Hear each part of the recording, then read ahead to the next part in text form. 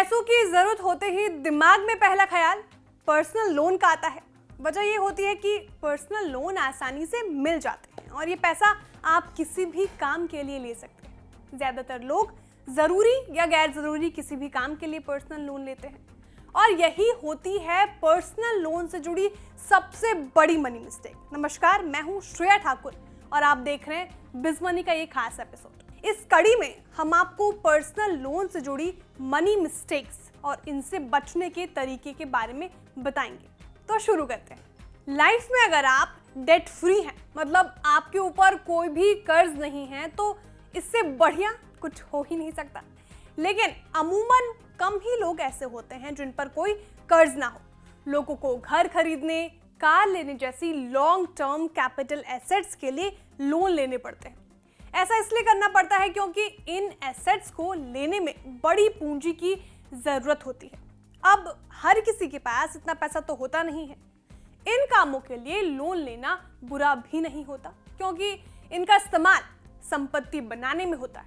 अब कई दफा लोगों के सामने अचानक कोई जरूरत आ जाती है और वे या तो पर्सनल लोन या क्रेडिट कार्ड लोन जैसे उपायों का सहारा ले लेते हैं।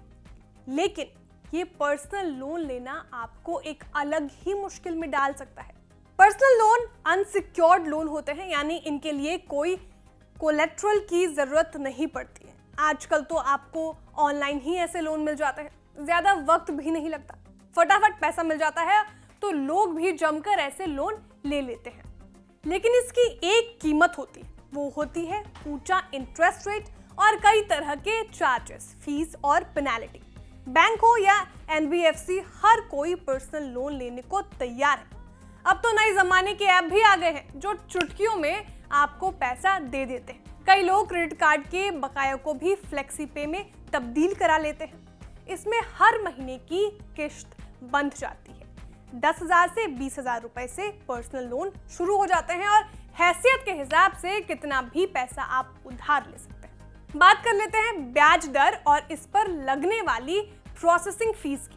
एचडीएफसी बैंक पर्सनल लोन पर 10.5% से 21% तक ब्याज लेता है। साथ ही 2.5% तक की प्रोसेसिंग फीस भी आपको चुकानी पड़ती है।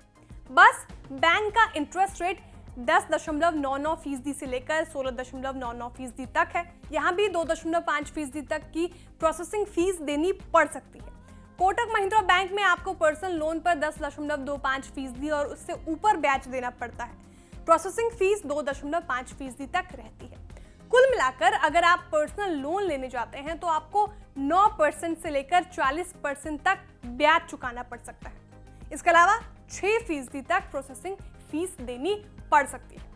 दूसरे चार्जेस की बात करें तो अगर आप वक्त से पहले पर्सनल लोन चुकाते हैं तो आपको 5% तक प्री पेमेंट चार्ज देना पड़ता है। लोन की रकम जीएसटी काट कर मिलती है। अगर किस्त नहीं चुका पाए तो आपको पेनल्टी देनी पड़ती है। लेट फीस के तौर पर आपसे 2% से लेकर बकाया रकम पर 24% सालाना तक का चार्ज वसूला जाता है। चलिए एक और एग्जाम्पल से आपको समझाते हैं कि कैसे पर्सनल लोन आपकी जेब पर भारी पड़ते हैं। मान लीजिए आप 1 लाख रुपए का पर्सनल लोन लेते हैं। टेन्योर 3 साल रख लीजिए और ब्याज दर मान लीजिए 14% है, तो आपकी ईएमआई 3,418 रुपए बैठेगी। 3 साल में आप 23,039 रुपए बतौर ब्याज के देंगे। याद रखिए, इस कैलकुलेशन में हमने प्रोसेसिंग फीस, जीएसटी जैसे चार्ज शामिल नहीं किए हैं। तो आपको क्या पता चला? ढेर सारे चार्ज, ऊंचा interest rate, free payment charge और लेट फीस मिलकर आपको बड़ी मुश्किल में डाल सकते हैं। पर्सनल लोन को अपने शौक की चीजें खरीदने, हॉलिडे ट्रिप जैसे गैर जरूरी कामों के लिए लेना कतई मुनासिब नहीं कहा जाता। अब बात ये आती है कि आखिर इसका सॉल्यूशन क्या है, इसका तरीका है, और ये बात जुड़ी हुई है पैसों की सही प्लानिंग से। मान लीजिए आप 3,000 रुपए महीने का इन्वेस्टमेंट किसी इक्विटी फंड स्कीम में करते हैं। मान लीजिए कि आप 3,000 रुपए की ही एसआईपी शुरू करते हैं। फंड है क्वांट मिड कैप। 3 साल में आपका पैसा जमा होता है 1,08,000 रुपए।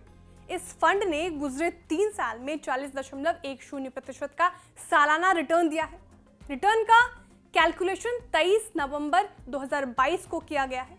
इस हिसाब से आपका प्रॉफिट 81,329 रुपए बैठता है। यानी 3 साल में आपका कुल पैसा बढ़कर 1.89 लाख रुपए हो जाता है। यहाँ तक कि इस मिड कैप कैटेगरी का एवरेज भी देखें तो इसमें 25.29% रिटर्न इन्वेस्टर्स को मिला है। इस हिसाब से भी आपके पैसे बढ़कर 1.56 लाख रुपए हो जाते हैं।